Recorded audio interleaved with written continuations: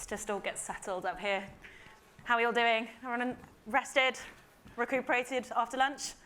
I'm Ella Sagar. I'm a UK reporter at The Media Leader. And one of the areas that is my patch is audio, so this is a great day for me. We've got about 30 minutes for this discussion about communities and podcasts. And I'm delighted to welcome our panel. So we have Jamie East, who's head of podcasts at DMG Media. Hello. I have James Rowe, head of TalkSport Fan Network. Emi Geddes, who is partner manager at Acast. And Ed Couchman, head of sales UK and Northern Europe at Spotify. So quite a lineup. And I think it's fair to say communities become quite a focus for media owners, but also for advertisers, as media's become more fragmented, in line with kind of the authenticity, engagement, and those kinds of concepts. I just wondered if you could each tell me what makes a podcast community unique. What's one thing that makes it unique compared to other media channels? Maybe Ed, I'll put you on the hot seat to start. Let me go first. Can I take a step back first, actually? Because obviously, as you mentioned, you have a great beat in audio. And I've been at a few of the sessions this morning. I'm sure many of you have been as well, and this afternoon. And what strikes me is just what rude health the audio industry is in. That actually the innovation, the excitement that's been born, not just out of this event, but what we're seeing right across the industry. And I was sort of reflecting over lunch, like, why is that? And what strikes me is that actually we're all living in a real key moment for audio. It's almost like this audio revolution is happening. And that all of us in this room are part of that. And I think that's pretty exciting for us to work in the industry. And it's also exciting for the brands, marketeers and partners that can sort of harness the power and potential of audio. And I think at the heart of some of that revolution is podcasting.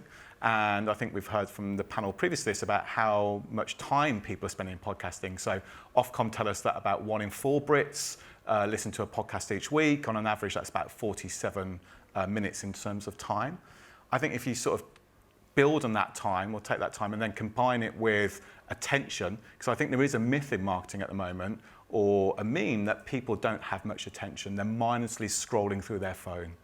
And I think podcasts are an absolute anecdote to that, actually, that they're a complete counterbalance where people are spending time and attention. I think at the heart of that is this community aspect. And I think it comes down to the intimate nature of audio and how people trust and like their podcast hosts, essentially, how they spend time with them every week. And then podcasts are sort of moving at the speed of culture. They're happening and reflecting, and the conversation continues with podcasts. I think all of those come together to help sort of this community sense. So a couple of things there. Emi, do you have anything to add on what makes a podcast community unique? And I know that you've got a kind of affinity with sports, a bit like James as well. So anything to add on what makes that podcast community different or unique to other channels? Yeah, I think compared to other channels, it's one of the only active mediums. I think you can turn on the radio, listen to it, you'll listen to different hosts coming on, you'll listen to the music. But podcasting, you're going out and you're finding the podcast, and not just the topic, you're also finding the hosts that you align with. So that active nature is not in just searching for it, but then you're coming back week on week. And it's a real dedication. So that community is people who are really brought into this idea of the podcast, and they are so loyal. As you were saying, there's that trust element. They've built a relationship up with the podcast host, and that's what makes them come back week on week. And it's not just the host, it is the content. It kind of works because you're not going to listen to, there might be content you really like, but the host might not gel with, and vice versa. Yeah. And some of my friends talk about hosts. My friend the other day was like, oh yeah, Jessie Ware went to this restaurant. And I was like, how do you know that? But they talk about them like they're best friends with them, because you get this intimate relationship of them talking about their lives as well as the content that they're talking about. If they're talking about sport, you also hear about their personal life. So there's this real interconnection that you buy into the person as well. It is a very intentional kind of format. And then James, what would you, one way that podcast community is unique? I think Emi's pretty bang on there. I think you compare it to sort of radio, and you've got your music stations where you're sort of listening to it in the background, and then your favourite song comes on. All of a sudden, you're actively engaged, sort of leaning into the audio. It's that all the time with podcasting. You've chosen to listen to it. You're following that host. That host is relatable to you. You've got people like George Clooney in the sort of Hollywood space that has nothing in common with any of us in the room. But you've got someone like with the fan network is just another football fan that's a fan of your club that you can totally relate with, the frustrations, the player picks, why have they done that? All of that is exactly why the podcast audience is so authentic and so relatable, and that's why it's so powerful. Because you kind of, on the celebrity side, you feel like you're getting the behind the scenes, but if it is someone who's really passionate, you feel like you're kind of down the pub with your mates kind of thing. So you can get a range on that spectrum. Yeah. And Jamie, what would you say? I'd say community is the most important thing with podcasting because discovery is still relatively bad. You know, and unless there are two sides to it. There's a community in the same respect as like James or myself, DMG, and News UK have an existing community already of listeners, of readers, of users. So there's one side is how do you create something that relates to your existing community, but from an independent point of view or a smaller organisation, community is all you have. Is how do you build up that community because they're the people that are going to help you build. There is really no other way, if you're an independent podcast, to build your brand and build your name to get more listeners other than working with your community to do that. Yes, you can work with obviously Spotify and with Apple and Amazon and all of the platforms, but you know, it's becoming increasingly a big names game. So for an independent podcast and a smaller one, all you can do is to target your community like with pinpoint precision. It's a word of mouth, but like on a bigger scale. Yeah, you know, you look at Adam Buxton's a good prime example of an early adopter of podcasting that relied almost entirely on his own community to build it up. Mm-hmm. I think it's interesting. We've kind of talked about a few different types of podcasts where, say, it's off the back of a football club, or it might be on existing IP of some other sort. But a community is not a given, I think, is what we were talking about on our call before this session. That a Love Island podcast isn't necessarily going to automatically get every single viewer of Love Island involved. So there is active work and involved in that as well. Yeah, I mean, you know, I think we've all, every single person in this room has probably launched something that on paper looks like a dead, nailed-on, absolute blockbuster, and then a week later it's like, what the hell happened? And I think that's an example. Love Island's a good example. You know, the Love Island spin-off podcast is a success, but there are countless other spin-offs that aren't. And I think, as I said in our briefing call, you know, podcasts used to be the spin-off, and now they have spin-offs. Yeah. So that's how far the industry's come. The key thing is to be able to target that community, but without being, what's the word I'm looking for, facetious about it or calculated about it. Everything has to come from the story and from a genuine heart. You know, having heart in terms of what you're doing. If you're doing a spin-off that feels like it's just a bit of a bolt-on, it'll fail. But a spin-off that, like the Love Island one's a good example. Or the Game of Thrones one that I host, if it comes from a genuine love and passion for what you're talking about, it will always shine through and find that community, because that community will always be the most passionate people about that subject matter that there is. And I think we were talking about on the podcast, obviously on our call, about what the different options are for advertisers to get involved in communities in a way, to use your word, like that's not facetious, and I do hate using this term, but that is authentic. And that sometimes you can get it wrong, but I just wonder what is the kind of way that advertisers can maximise the potential of a podcast community. I wonder, Ed, you're nodding, how would you talk to an advertiser about, hey, this podcast has got XYZ community?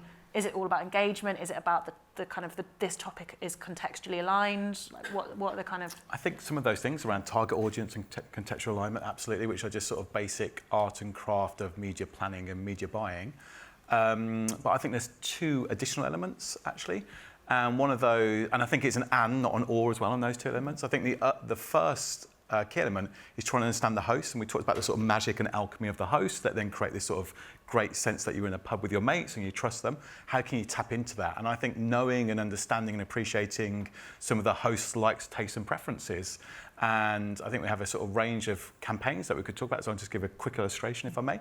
And it'd be amiss of me not to mention this because one of the people in the room was behind this campaign, but it's for Disney Plus and the returning episode of Welcome to Wrexham. And those people that are not familiar with the show, it's a really funny show. We already talked about Ben Foster actually in an earlier session around a sort of fly on the wall documentary about Wrexham Football Club. And of course, the rest is football, covers the contextual element. Obviously, the hosts love and know football, so that's all done. But the additional element is actually that Alan Shearer, who's one of the hosts of The Rest is Football, actually has some friends and connections to the football club at Wrexham. So of course, him and Micah and Gary are all laughing along because they watch the show, but Alan can bring this extra authenticity because he has this really deep and personal connection. So knowing and understanding the host, I think, is one. And the second element, I think, is around how you can maybe use some of the sophistication of digital to try and extend more broadly into communities. And this, we talk a lot at Spotify about mood, mindset and moments, how we have a good window into, many of you obviously use Spotify most days, so we have this really good understanding of you as people, what your like, tastes and preferences are, and your mood, moment and mindset. And I think a good illustration of this would be maybe with EDF Energy, and a pretty complex product actually they had was around heat pumps.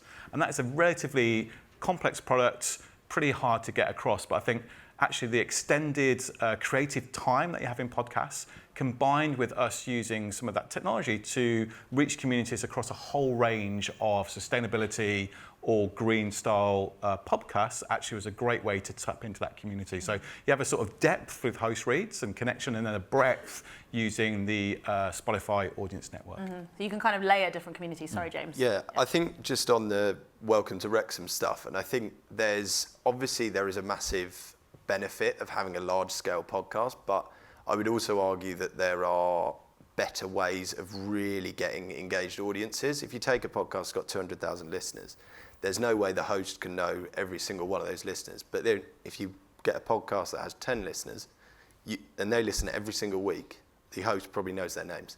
They know exactly who's listening.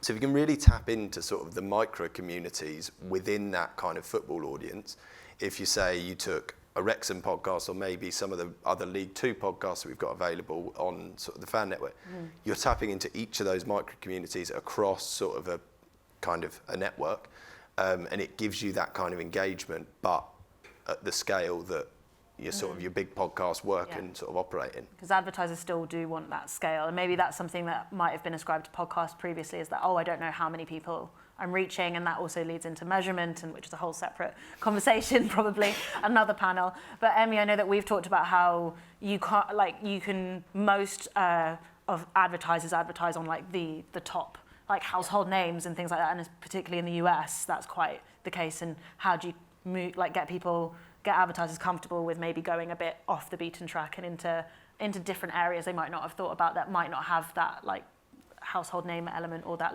really high listenership top 10? I think that's the exciting thing about podcasting now, is that it's not just, you don't just have 30 seconds to get this advert in. We can start thinking about longer form content integration and more integrated campaigns. You've got social channels now, you've got live events, you've got Discord channels, all of these things which are outside the podcast. So I think a lot of the focus has just been on listenership. And actually now we can branch out of that and say, you might have a smaller podcast, but they've got a really dedicated audience, but also they've got an incredibly dedicated social following. So now we're looking at a lot more. Our creative team actually did an amazing branded content series all about life in prison and working for a prison system. And it was a branded piece of content which had several different episodes, which went into all the different jobs that you could do within a prison.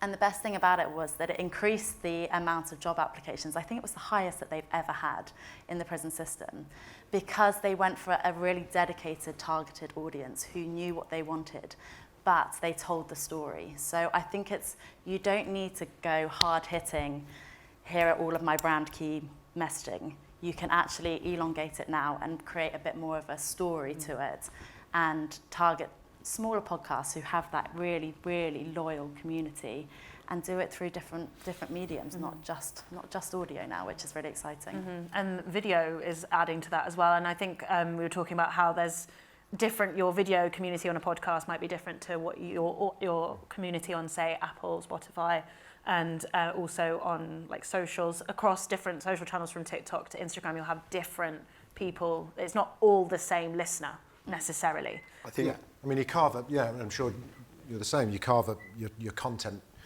depending on where it's going. A TikTok is different to an X, different to an Insta Reel, all the rest of it. And you'd have different audiences, but also to the same podcast, you have different audiences to exactly the same. You have to serve it up in a slightly nuanced way. You know, Daily Mail's the biggest news brand on TikTok. I think we've just hit 12 million followers, and that's not by accident. You know, we've got 3.5 million on YouTube. We do 1 billion views a month, and a lot of that is our own original content. And we've just started dipping our toe with podcast, social, video on there as well. And it's been really interesting to see exactly what works and what doesn't. And it can be something as crazy as a font, which is just shows you how mental Gen Zs can be. Yeah, I think for the video element, I think it's a really good way. All of our sort of News UK strategy is going to be video first with sort of new launches and stuff like that, which is great, and it's moving with the times. But I think one of the massive benefits that you don't want to sort of lose with podcasts is the transparency with listeners. A listen is a listen in podcast world because you can't boost it on YouTube. You can't put paid advertising behind it, and that means that it's just far more authentic. And when you're a brand, you should understand that listen is hard fought for, whereas you could just pay for it. I think the brands are starting to understand with podcasting, you do have to have a bit of a lighter touch. You know, talk about branded podcasts. You know, they're usually horrible. You know, and usually, well, let's be honest, the transparent branded podcasts usually don't serve anybody very well at all. You know, the budgets get eaten up, the expectations of the clients are rarely matched by the product that ends up. All of the metrics that you go in there with the best intentions of hitting rarely work. The good examples of branded content are where there is a lighter touch, but that runs far deeper across. You know, Dish with Waitrose is a great example of one of the best branded podcasts out there because it's a light touch and because it's so entrenched in the DNA of the podcast, but lets the hosts just get the hell on with what they're good at doing. And I think podcasting has been the breakthrough for that because we've all been there in those painful meetings where you just realise that you're just heading down like a sad, sorry, long road. We've all been there, let's be frank, we've all been there. With the lighter touch, do you think that's something that involves an advertiser letting a bit of creativity? That's quite, it's not going to be a script. You don't have that's going to be quite a bit anxiety-inducing for an advertiser potentially. By the time an advertiser comes to a podcast, they already know, because of the targeting that people like Spotify and Apple allow us to do in terms of the metrics, we know exactly who the audience is that we're trying to reach. So you already know that you're gonna hit exactly the people you want to hit, and you know that you've got the experts at talking to that very specific bunch of people. If you let them do what they're good at doing, they will do a far better job of speaking to those people than you ever can. So that's the kind of rules of engagement. For a branded, how do you make a good branded podcast? Yeah. You kind of have to step back a bit. Well, you do. But otherwise, what's the point? Yeah. I think we sell the fan network as one product, so that sort of needs a script to go out to everyone, but let them have a bit of freedom with it. I remember I used the term champagne football in one of the scripts, and the Bristol City guy was like, no, we don't say that there. I'm not going to do the accent. But he was like, I want to do, can I say cider football? Because that was sort of, it's a joke that he's got with his listeners and he knows them far better than anyone else. So just let them do what they do. Yeah. I think Adam Buxton's a great example of that. He turns the advertisers into songs and it's just so good and people actually listen to it because it's so funny. And he must be the only person to get a record deal off the back of it. Yeah, I know. It's so good. This is what an advert on a podcast can lead to, record deals. Who knew? Yeah.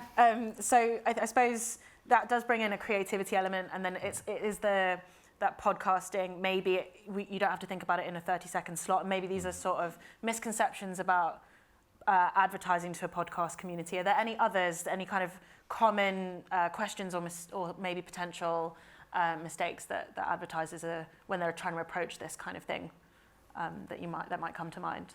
I think it's definitely worth underscoring a point that Emi's already made about actually breaking out of the top 10. It doesn't always have to be about Diary of the CEO, for example. There are loads of niche communities and fandoms right across podcasting, and thinking through, as I said, starting with the advertisers brief, audiences they want to reach, etc., but really thinking out and beyond of those top 10, I think, is really important.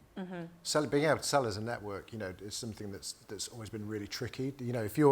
Especially for independent podcasters, before I started at DMG, produced news podcasts and had 3 or 4 of those. Now, if I could have sold those as one to a brand, I would be like Scrooge McDuck right now. But you couldn't do it because brands were only interested in dealing with very specific titles. Now, as James has proved, there's power in that micro network. And the sooner we get towards that, the better. If we're working hard at DMG in terms of selling like an entertainment slate, and a history slate, and a factual slate, and a crime slate. That's where it needs to get to for everyone to get the benefit of it. And those communities will be different across. I know there's like a lot of talk about like true crime and like loads of women listen to true crime, but obviously there are nuances within each community. But I suppose like news has always been a bit of a harder kind of thing to sell advertising against because of the nature of it. Coming at it from sort of a news perspective, and sort of we've obviously got the Times as well. I think some of the stuff that's happening with like audio transcription and stuff like that should hopefully lead into the brand safety point, because if you can start to filter out episodes that are about, I don't know, war, then all of a sudden you've just got left with like sort of just the happier news that brands might want to be around, if there is some. Yeah, we need the world to get in a slightly better place. But again, it's all about the delivery and the relationship with the host. I've run one of the most successful daily news podcasts over the last 5 years, and the campaigns we get have been incredible for that, And that's all about, it's not, and that still covers Ukraine, it still covers disasters, it still covers horrible stuff, because there isn't much happy news. But if you've got authenticity and you have a relationship, you can it doesn't matter what, that kind of stuff doesn't matter to the listener. So The Rest is Politics is one of the most listened to weekly news podcasts, and I think building on that authenticity point, for those of you who don't listen, Rory Stewart and Alistair Campbell are the hosts. And again, going back to knowing and understanding and appreciating the host. So Rory Stewart actually is a big fan of Airbnb, and he has a property that he is a host of Airbnb. So he was perfect for a host read for Airbnb. He regularly uses his Peloton as well, for example, and he was doing an ad for Peloton. So again, in the context of the environment, might be news and might be hard-hitting because of the news agenda, actually with authenticity and understanding the host, I think they can really sort of bridge that gap essentially and give brands a large degree of comfort. So it doesn't always have to be like, say if it's an entertainment podcast, the ad doesn't have to be an entertainment brand. You can think a bit more widely outside of those verticals. That's an interesting tip. I just wanted to open it up to any audience questions. If you do have a question, if you wanted to raise your hand, and someone will find you. No questions? Got about 5 minutes left, so if you do think of a question, do pop up your hand and we'll find you. I think it was interesting across the different genres, and I guess, what would you say, like, how have the communities of podcasts, say, changed since you've been working in podcasts? Obviously, it's got bigger as more people have maybe switched on to it and shifted, but I'd just be interested to know how you see that like changing over time. Emi, if you wouldn't mind starting. Yeah, I think Shits and Gigs has actually been the biggest learning curve for me, because they have gone so above and beyond what a normal podcast would do for their community. So they run monthly Zoom meetings for all their fans. They have a Discord channel where everyone can chat to each other. They do live shows where it is literally a party. Like, I went along to one and I was like, is this a friend's birthday party? Because everyone seems to know each other. They've built connections across Discord just through being listeners, because they've all bought into this idea of the host. They love the content, and that means they're going to get on with each other. And I think that's how I see it moving, is fans actually coming together, and more live events and more fan integration. Not just fan to host, fan to fan, which is a really interesting dynamic that I think we're moving into. Because you're more likely to trust someone who might like the same podcast as you, or who, that sort of thing. It reminds me of the old days of message boards, like in the early days of the internet, like 2002 kind of time. Those communities that were built around those forums and message boards have the same kind of spirit and the same kind of community there. Social media, like Twitter and and those kind of social interactions were the antithesis of that, because it was a one-way street and there was no threaded conversations that could be had. But with podcast communities, there is. They create these communities around this product. I think you look at like the power of influencers. If you want to build a podcast community, they're probably the right people, and rightly or wrongly, they're probably the right people to sort of go after. You had the Bauer release Deliver Atwood one, and she's got 2 million followers, and she just said, I'm going to release a podcast, make sure you subscribe, download it.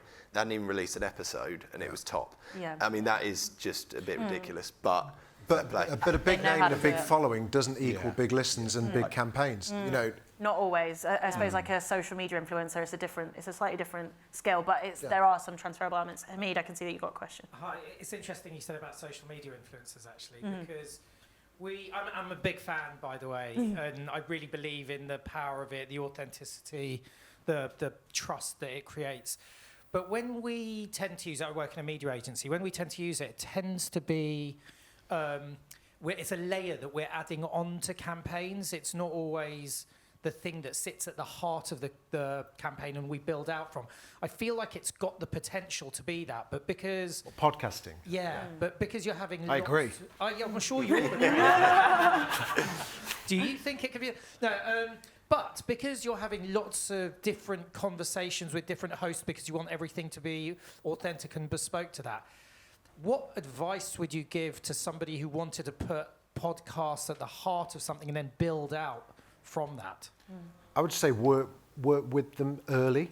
Like, it's nothing harder than a campaign already being nailed on and then podcasting having to get involved, because it is so fluid and so based on, you know, the nuances of the host, of the audience, of the topics, of what's in that episode that week. You know, if something's set in stone, it's really difficult to do that. Whereas if it's we've got this brand, we've got this campaign, how can we do this? Work alongside the creators to do it. But I guess if you've got different podcasts and you want to allow them to take it into different directions, because that's the power of it, how do you manage the flow? Yeah. Well, that's what these guys are for. I'm going to give a slightly different answer, if I may, just for the spirit of debate. And I think that's one where maybe think about a top 10 podcast that has a large amount of reach, but also has a live events. Maybe the hosts are posting regularly on social channels as well, and combining all of that content creation, which gives you the reach and impact, and the activation in each of those different environments. I think that when podcasts can be at the heart of it, but using all of the... Okay. I think that's where the magic will happen.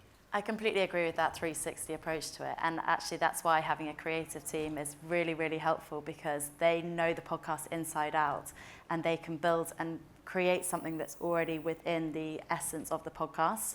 So we worked with Peter Crouch, and he had an inside joke on his thing saying they wanted to create a lager and a stout. And so we worked with Brewdog and we actually created it. And now in all Brewdogs, you get a laout.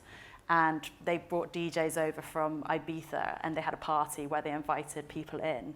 And it felt like it was part of the podcast because it was an inside joke from the podcast. And that's where working with creators, as you say, you can understand what works for them, but then also it became that 360 campaign where it wasn't just a sponsorship read. I've got a podcast launching tomorrow that I came up with the idea of 10 years ago. 10 years ago, I approached Ancestry about an idea for a TV show called Apple and the Tree, and it launches tomorrow on DMG, sponsored by Ancestry. So never give up on your dream. I think that's a great note to end on. Thank you so much to my panel. I think that's all we've got time for, and thank you all for coming.